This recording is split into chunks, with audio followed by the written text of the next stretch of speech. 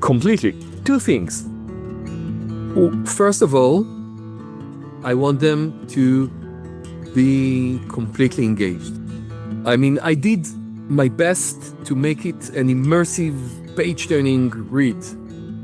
Because, as I told you, as a kid, alternative worlds were like part rescue, part joy for me. And I want people to enter that alternative world and live it and have fun with it. Although the book is like not an easy read. It's an easy read. It's a fast read, but it's not like a happy sunshine kind of book, right? So that's one thing. And the second thing,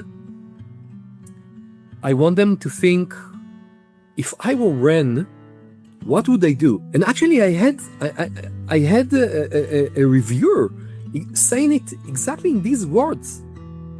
A reviewer wrote to me, and if you remember, I said that when someone reads your book and they tell you something about it, you get excited because your work starts like to become real in someone else's mind. And that reviewer, she wrote, throughout the story, I kept trying I was completely in Ren's shoes, or actually, I was with Ren in her cockpit because Ren becomes a pilot, right? So I was with Ren at her cockpit, and I tried to think, what would I have done in her place? And sometimes I didn't have an answer. And that was in the review, and it's a reader I don't know, I never met, and she read my book and she wrote that, and I was like, yeah, that's what I wanted to accomplish. Exactly that. Everybody, welcome back to Living the Next Chapter. It's the Author Podcast where we get to meet amazing authors from all over the place and get to hear great stories. And I love having people come on and share their journey. It's fun. It's fun to meet these people because as a creative person, I'm a musician. And when I talk to authors, I feel like we have a relationship. They're on a journey of us writing novels and stories, and I like writing music. Kind of comes together really nice. So my guest today is on the podcast. We're going to be talking about his journey, and we're excited to have him on the show. And Andrey is going to be here with us, and we're going to go through and hear everything about his book. Welcome to the podcast. So glad to have you here. Welcome to the show. Hi, Dave. Glad to be here. Excellent. All right. This is going to be fun. You have some interesting background to what you've done in the past. You have an interesting approach to writing. I got to start. Where did authorship and writing, where did it find you? Like, how did it come into your world? Did somebody introduce it to you? Did you always want to be an author? How did writing find you? That's a great question. I think it was imagination that found me in a way. As a kid, I was kind of I grew up my parents like moved around several times, and so I wasn't attached to one place, and all those movements, like, they created my need to have like a stability, and I found my stability in sort of an inner world.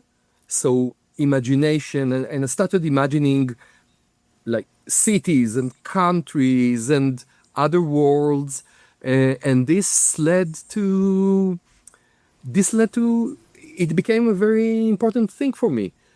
Imagining things, imagining alternatives to how the world can be. So growing up, I mean, it's not that authorship found me, it's more like science fiction found me in a way. Because I started reading science fiction when I was a teenager, a lot, and it connected well with my own urge and need to think of alternatives to our world, and this is kind of how I became someone who wanted to write science fiction. What kind of authors early on inspired you as a reader to kind of go down this path as well? Who kind of encouraged you through their writings? Well, there's, first of all, I have to say that, of course, Tolkien and Yeah. Lord of the Rings. I mean, that's not science fiction, that's fantasy, but for me, it's a fantasy which is science fiction, and that was really something I was hooked for, and read The Hobbit and Lord of the Rings and everything, and I was addicted to it. Um, Later, Asimov, for sure. Psychohistory was like a concept that it felt like he invented psychohistory for me. How to think of the reality and how to think of alternatives and simulations of reality. And so these were really like the two big names that I think I cannot ignore. I mean, they really shaped my thinking, not just my writing, my thinking as well. The one thing, Andrew, we have listeners who are authors, and they're just starting out on their journey of writing. They might have started yesterday. Like, they have a couple words on a piece of paper, they have a big idea, but they don't know how to get to where you are on your journey. You're still on your journey. You still have some ways to go, but you're further than they are. What would have been helpful for you to hear before you started writing from an author who's further down the path that might have encouraged you when you first started? How can we encourage somebody listening today on their journey from your perspective? I think that what I have to say might not be that encouraging, but it's like the most important thing, I think, that I was told at some point, and this is finish something. I think it sounds not encouraging, but in fact it is encouraging, but it's encouraging only if you do finish something. And when I say something, I mean even a 3-5 page story, short story. Finish something. Start with writing that short story. Start with writing maybe even a screenplay, but finish something. And I don't want like to give encouragement which sounds external. I wouldn't count me as someone who's like who has the authority to do that, but I can share from my experience that reaching, although I don't usually write the end at the end, but reaching that final beat does two things. First of all, it gives you pride. But I found that it gives you something which is deeper than pride. When you complete a story, you complete the journey of the protagonist. You reach a sort of a climax. And the climax is in your mind as well as it in the story. And so you get like two very strong, very powerful encouragements at that point. First of all, you finish the story. Second of all, you cried and you were on the edge of your seat and you had that sort of feeling of completeness and cathartic, even catharsis, when you write the end of the story. I find myself sometimes crying or really losing my breath while writing. And once you experience that, this is like the number one, there is a number two, but the number one encouragement there is. Finish a story and experience the feelings that you want, that drove you to write a story and that you want to convey through it. The second thing is show it to someone. Now, that could be tricky because that someone might not like it, but that's fine. I mean, just knowing that you wrote something and someone read it and has an opinion about it. And even when people told me I didn't like it or I didn't connect with it, and then, but they do say like one little thing that they did connect with, like they maybe even didn't connect with, but just, they're speaking about, they're telling the name of the character to you. And you're saying, God, I invented that character. It was in my mind. And now someone else knows it. And he talks about it. Well, maybe he doesn't like her or him, right? But the thing that you created now exists in someone else's mind. So the first thing is finish the story, and when you're ready, strive for the moment that you show it to someone. And start with short stories. If you can't handle like a novel at first, write 5, 6, 8 short stories. I remember that like 6 years ago, I was in a writing slump. So I set myself with a goal. It was COVID, right? And I was at home most of the time. Right. And I set myself a goal to write for a week a short story Right. every day of that week. And I said to myself, Wow. it could be a 1-page short story. It could be half a page. But you know what? I ended this week. Well, the first story was 2 pages. I just like started writing and it got there. And over the week, my stories grew longer, and they are not like great stories. Maybe there is of those 6 stories that I wrote back then. Maybe there's one that I would now consider as something that I might edit or revise, but that's not the point. I mean, the point is that I reached the ending of those stories, and my hand or my fingers, actually, because it was on the keyboard, right? But my fingers were like in tuned with my mind, and it became a little easier. So this is like the best thing I can tell if you want to get stories done. Yeah, I had a past guest on the show, and they kind of talked about something similar to what you're talking about, but to finish something, just go and just get something done. And they were saying that it's an author, Ray Bradbury, basically said, write a short story every week for 52 weeks straight. So every week, whole year, write a short story. And the chances of you writing 52 very bad stories in a row is very unlikely. 1, maybe 2 are actually going to be pretty good stories. You're not going to write 52 bad stories in a row. So just write. You might write 50 terrible stories that don't really work, but 2 might. But you're not going to get the 2 unless you write the 50, right? And I'm like, that's a very interesting approach. Yeah. Just finish something, write it, be in a creative state, and that's when creativity is going to find you.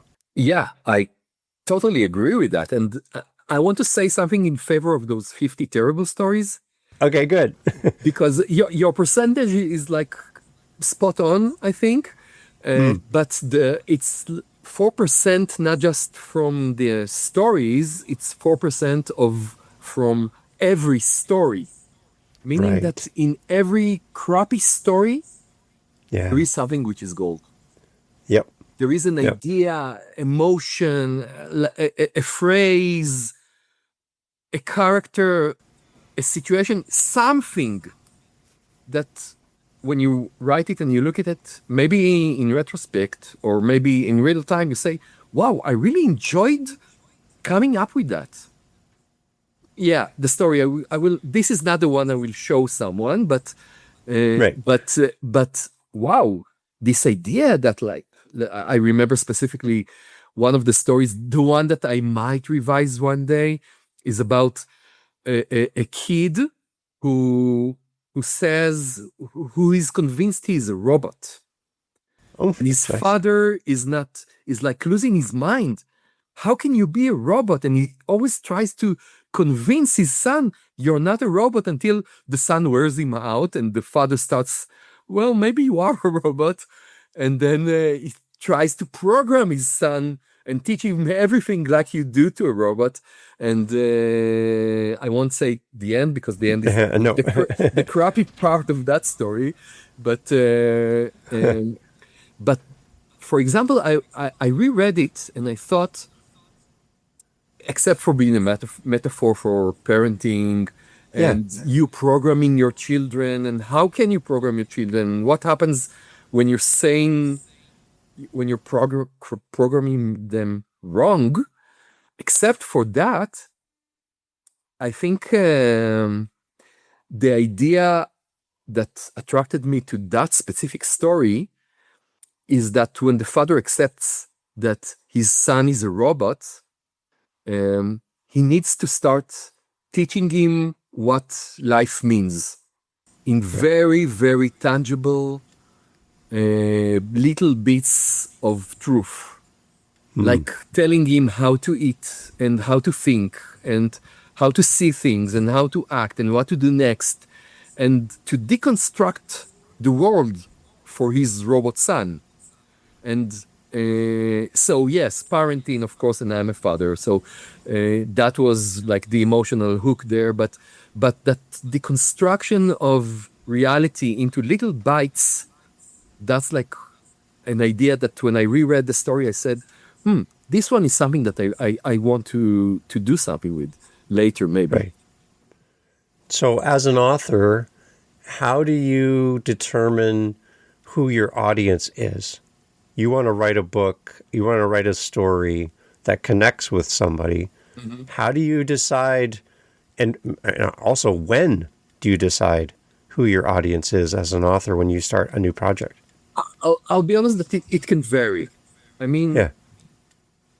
some of the things that I write something that I would like to read or watch, Yeah. because I'm also a screenwriter. So Yeah. I write something that I would enjoy. So I'm writing for myself, but that's only part. And frankly, the book series that we might discuss later Yeah. in our Yeah. podcast, right? Yeah. That one I was a little bit more deliberate with, and I really try to merge between the things that I love. It is science fiction, right? So it is something that I'm curious about and love to explore, which I can never write otherwise. I can never write something that I'm not drawn to. Right. Unless it's like greeting cards.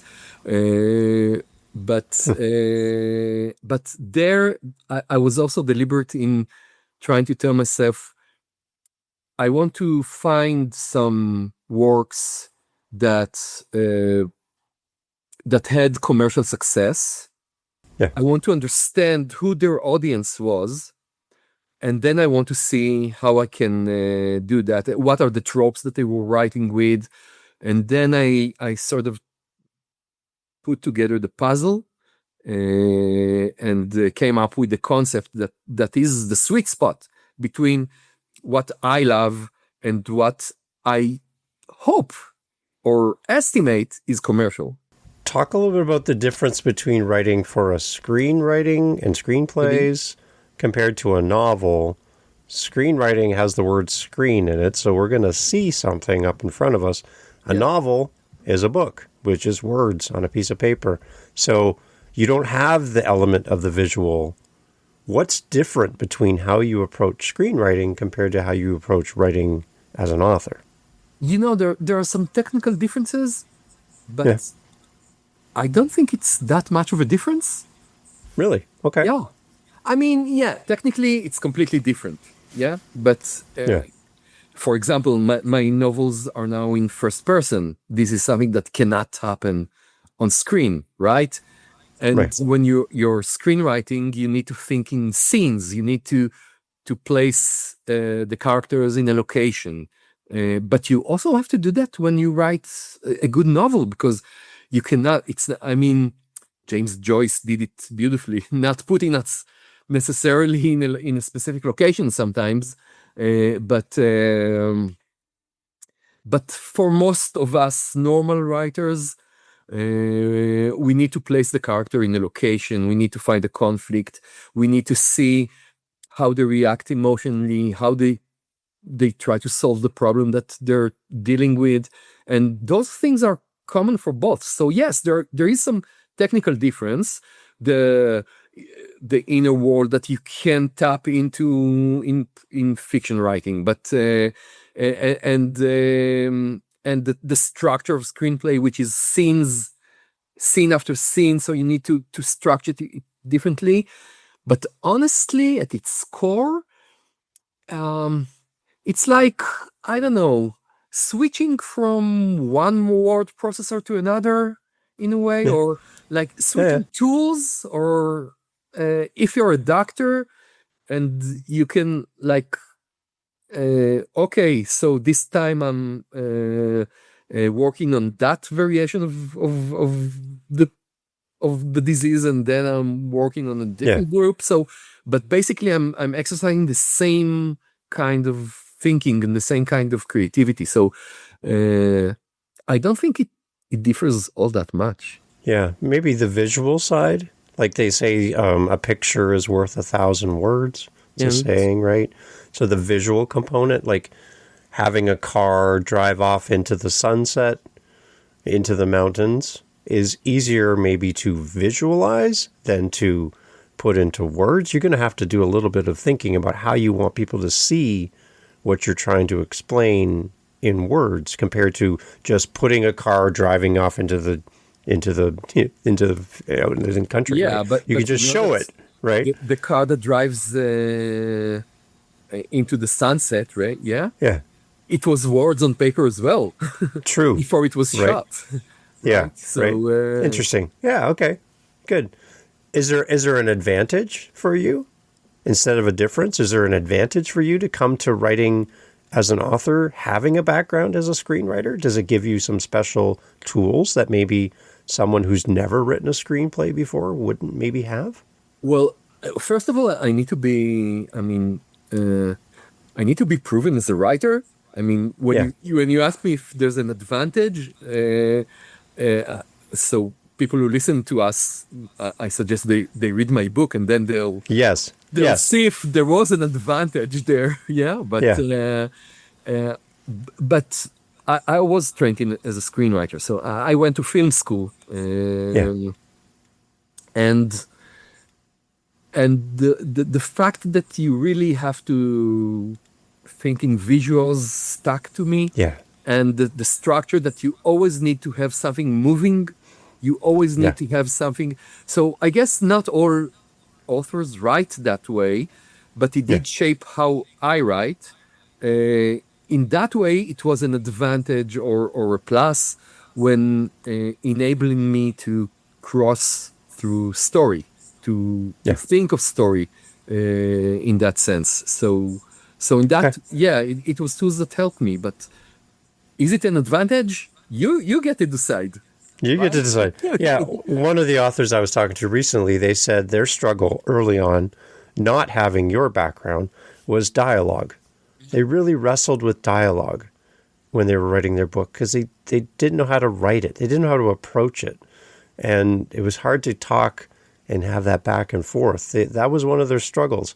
But when I look at screenplays, there's lots of characters and they're all talking to each other. So you have to be good at dialogue to create a screenplay. So I would think that maybe one thing that could carry over possibly that could help an author is just simply how to write dialogue better.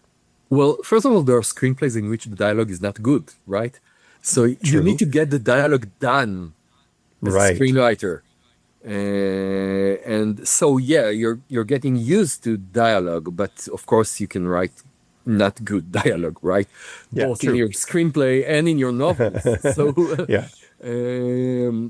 but that dialogue is an action, right? Dialogue is something that people do. Yeah. And this is why it's so important in screenwriting. I mean, also in screenwriting, you have the show don't tell, but dialogue is showing. The dialogue is not necessarily telling, because if you do it right, then the character is saying the things that they are motivated to say at that point, the thing they need to say to persuade someone, to get out of trouble, to something, to achieve something. And they do it with their own language, and they do it with their own emotional suitcase, right? Their own emotional baggage. And when you understand that, the dialogue gets good. And that's not something I think unique to screenwriters. I mean, screenwriters have to do it, but novelists as well. I mean, think of your character. Don't just like put words on the paper. Be the character for that second. Try Right. to think what do they try to do now? Do they resist something? Do they need to achieve something? And then and that let it flow. Be them for that second. Connect with that Yeah. experience and then let it flow. That's great. That's right there worth the price of admission just to hear some stuff like that for a new author. Those are great. Those are great ideas and great things to encourage them. I think that's really great. Let's talk from a reader's perspective. Let's talk a little bit about the world that you're creating. Who's that reader you're trying to reach? Like let's talk a little bit more about them. Who would you say your books, your writings, what you're working on, who are you intending to find? Well, the novels that I written and recently, they are YA speculative dystopian thrillers, Okay.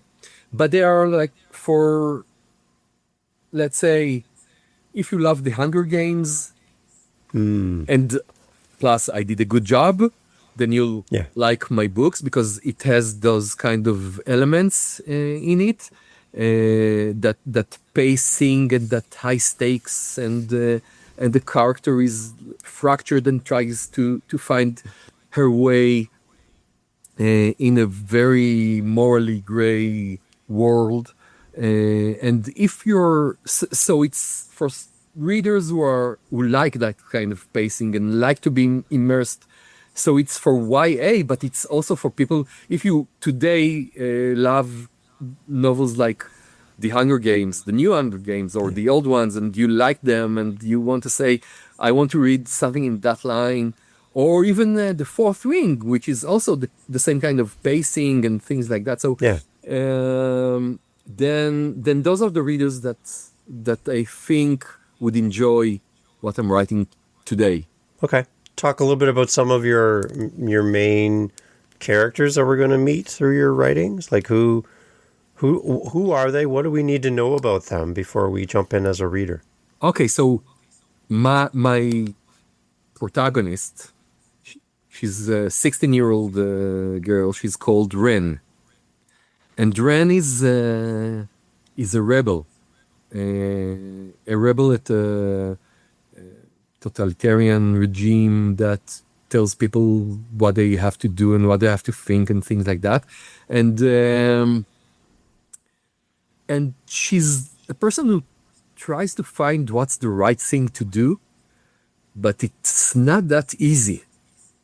And it all starts when the rebel group, the rebel movement, assigns her and her friends to go and kidnap like a regime official, a government official, and that mission goes like terribly wrong, and people die, and she's captured. And she also realizes throughout that the movement used her as a decoy, meaning even the rebel movement, they're the things that they would be willing to do is not what she's willing to do. And so she's in a place where who's right? On what side should I be? And that's like the thing that carries her throughout, not just the first book, but throughout the entire series. And after she's captured, she's sentenced to death by the regime. But the regime, the same guy, the same official, he comes to her and he tells her, "Listen, Ren, you have a way out of this death sentence. We have a squadron of teenage pilots that run. It's a secret squadron. When you'll go there, you will never see your parents again. You will never see your friends again. But if you want to leave, we are recruiting people for that squadron." Wow. So she goes to become a pilot, a fighter pilot, for the regime that she rebelled against. So that's Interesting. Ren, and this is the story. This is her story, and it goes to places that, of course, I will not share here, Yes, no, no, uh, yeah. because she always like she finds amazing strengths in her, and she realized that she can do things that she never imagined she could. But in order to do that, she needs to pay a very deep moral price and Mm, lose her identity. So what will she do? How she'll manage that kind of thing? That's what the book is about, and that's what drew me in also, because I look at the world today and I'm saying we have all kinds of slogans and brainwashes, and people are exploited. Our minds are exploited, and we really have to know how to think critically and independently and come up with our ideas. And I placed Ren exactly at that place where nothing is what it seems, and nothing is completely right, and nothing is also completely wrong. So mm, how do you maneuver that? This is tough. This is tough for me, and I'm not a teenager anymore. So right. Wow. So where did the seed and the idea for the book come from for you? you hear silence because this is something that I need to. Part of it is a bit personal. Okay, Okay. this is Yep. why the silence. I mean, I'm trying to think of how much to convey, but Yeah. to disclose here. But um, let's say that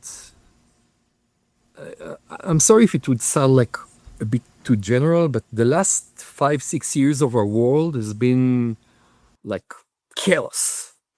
It looks Yeah. like the world like deviated from one track to another, right? Yeah. And and and I know people who suffered through some of these events, um, and I know that I've been called to be engaged in some of them, and those experiences really gave me the idea of I mean, sort of emerge. I have to say they emerged, as I said before, in this book series. I really try to merge my own my own let's say interests or motivations Yeah. with something Right. which is more commercial. So I did seek the right form to deal with that kind of moral chaos. Okay. And I Okay. found it in the dystopian, and I found it in science fiction and in YA science fiction. So you take that lava and it pours into the channels of YA science fiction, and it got the form. So it wasn't like a aha moment. It was hard work to mitigate those elements together. But ultimately I came up with something that felt right for me. Excellent. Okay. It's a timely story for Yeah. readers. This is something that's really going to resonate with kind of where we are at right now. It's a book that's going to connect with people, right? Do you have like without talking about the story itself, but do you have like a finish line, like a goal for the book? I hope my reader, after reading this book, feels, acts, knows. Is there something that you have kind of in your back pocket that you can share with us as readers? This is kind of your destination that you want us to land on, your hope for us as a reader? Completely. Two things. Yep. First of all, I want them to be completely engaged. Okay. I mean, I did my best to make it an immersive, page-turning read because, as I told you, as a kid, alternative worlds were like part rescue, part joy for me, and I want people to enter that alternative world. And live it and have fun with it. Although the book is like not an easy read. It's an easy read. It's a fast read, but it's not like happy sunshine kind of book, Right. right? So that's one thing. And the second thing, I want them to think, if I were Ren, what would I do? And actually, I had a reviewer saying it exactly in these words. A reviewer wrote to me, and if you remember, I said that when someone reads your book and they tell you something about it, you get excited because your work starts like to Yeah. become real in someone else's mind. And that reviewer, she wrote, I throughout the story, I kept trying to I was completely in Ren's shoes, or actually, I was with Ren in her cockpit because Ren becomes a pilot, right? So I was with Ren at her cockpit, and I tried to think, what would I have done in her place? And sometimes I didn't have an answer. And that was in the review, and it's a reader I don't know, I never met, and she read my book and she wrote that, and I was like, yeah, that's what I wanted to accomplish. Nice. Exactly that. I love it. Yeah. Wow, that's rewarding. Okay, so one thing that we chatted about before getting together was the fact that you might give us the opportunity to hear a little bit from the book. I always love when an author reads from their own book. Some authors will hire an audio voiceover person to read the book for them. But I love when an author who wrote the words, knows why each word is on the page, reads a portion to us. So I just think it helps us as readers to kind of connect. And as we have our own copy of the book, we can then replay this section and read along with you as you read to us. Well, we have our own copy.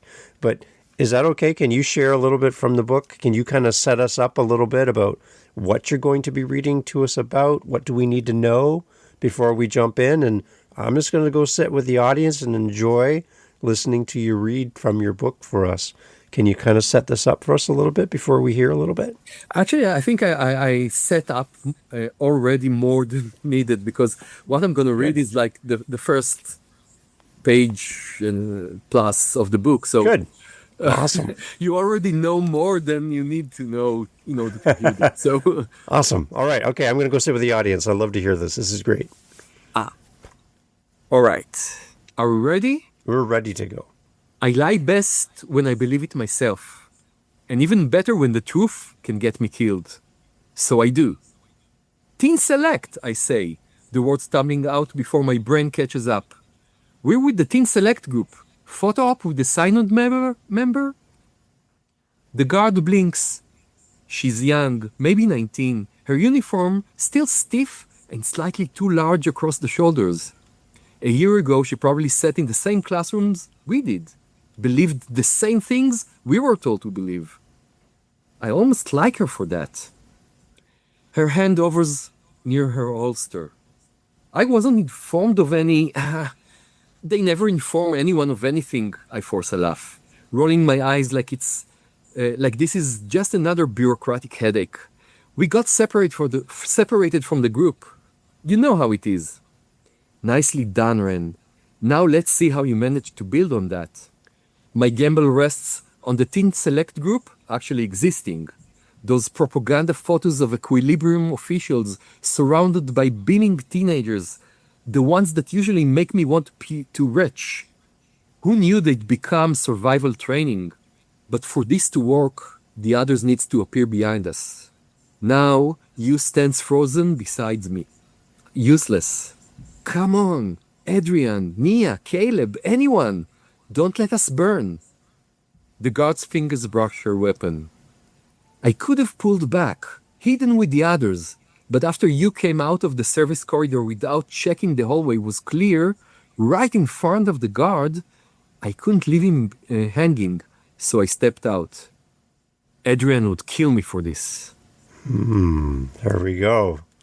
I love it. There you go. As a taste, everybody. That's what you're going to get. That and a whole lot more. Wow. When you read your own words like that, how does that make you feel as an author, as a writer, to see them, connect with them yourself again? Is it fun for you to do that? No. No. It's it's like enormous pressure Yeah. because when you read out loud, first of all, reading out loud is like one of the things that you really have to do, and I don't always do. Hmm. But it's really like putting your book under surgery or under Right. in an MRI machine, right? So it's really tough, and you're like completely nervous because Yeah. you start seeing everything where the pacing is off and where everything. Well, the So one thing I caught is when you did the little forced laugh, mm, right? And you kind of just, it was so natural, that little forced laugh, yeah, because you knew it was coming. yeah, And as a reader, I might not have picked up on that. But hearing you do that, I was like, oh, I could see and sense that you are the author of this story. So that little tiny section, a little spot was just yeah. enough for me to go, okay, all right, I like it. So Thanks. I think it's powerful. So well done, well done. I know we're Yes. putting you on the spot reading to us, but I think as listeners and readers, it's always great to hear the author read their own work. I think it's just great. So I love it. Talk a little bit more about the plans for the book as far as availability, where we're going to be able to get the book as well into the future, and also as well where we can connect with you as readers. Yeah. Because I know readers are going to love to reach out to you and reach out and just follow your journey. So talk a little bit more about when the book's available everywhere and a little bit of the next steps about connecting with you. Yeah. So the book, first of all, the book is called The Conduit Trials. Mm-hmm. Mm-hmm. I won't tell you what a conduit is in the book. Uh, you'll find out if you read Yep. it. But it is actually currently available. It's in ARC, which means an advanced reader's copy, Yep. meaning that I'm in the phase in which I'm opening it up for um like give a number of readers who get the book for free, who can download it. They can download it on an ARC platform called Booksprout for free for a period of time. And I do that for two reasons. One of them is because, as I said, I need the reviews for my own feedback, for my own learning, but also also I need them commercially. I will be like completely frank about it because the people who read it and like it, I will then when it's being launched on Amazon, which I currently estimate gonna take place around October, I think. Okay. Good. I would like the people who read it and reviewed it to put the reviews on Amazon. It's possible to do that, and that would Yeah. be like an enormous help for me, having people who vouch for my book and read it. So the book is currently available on Booksprout for free. Actually, book two is already written, and I'm currently writing book three. Wow. And those the readers who would read book one, I will tell you, like, if they get to the last page, on the last page, there's a link to my mailing list. So Oh. they can like read it, finish it, or maybe just like hop to the last page to begin with and click the link there, and they will immediately be transported to my landing page, and then there they could join my mailing list, and then they would be able to know when book two would be up on ARC as well. They would be able to read possibly all three books before even book one launches. Wow. At least Good. book one and two, but Yeah. maybe even three. Excellent. So we'll have links for everyone so they can come Yeah. through and check out those links. Is there a social media platform as well that we can find you? Actually, yeah, I have. You can look me up in Facebook and and on Instagram. Although I have to say that as of now, I'm not. I'm active now and then, but Okay. not like all the time. Of course, the major events I would put there as well. But if you sign up for my mailing list, then you'll get like Best more way. timely updates on everything. I love it. Well, congratulations on the book. Congratulations on the multiple books coming. And it's nice to see an author find their audience, find a great story, connect with it. There's a meaning and a purpose behind this as well. Thank you for being open and sharing that with us and why this book is here and why this story is out there. And I hope that it helps a lot of people, and the timeliness of the foundation of the characters in the story. Yeah. I hope that it brings a lot of help for people. I think this is what we need right now. So congratulations on a great idea for a book, and sounds like a great story for us as readers as well. Thanks, Dave. Excellent. Everyone, all the information as always in the show notes. Would love for you to go check it out. Go grab a copy, and as we just discussed, when the book comes out, remember this podcast and go and leave a review as well. I think that we can all help our authors and spread the word and help our authors to reach more people just by leaving great reviews. I think that's something we can all do. So thank you so much for being part of this. I'm so happy to have you on the podcast. Thank you, Dave, for doing it. I mean, it's really important for us writers to have someone who can channel us, who can help us. So great. Thanks. Andrey, it's so great to have you here. Everyone, all information is always in the show notes. Please support our authors and come back for more great authors on the next episode. Andrey, thank you so much for doing this and taking time. And thank you for reading for us. It was really great. Hey, thank you so much again for pressing play. As you've heard, great guests on the show.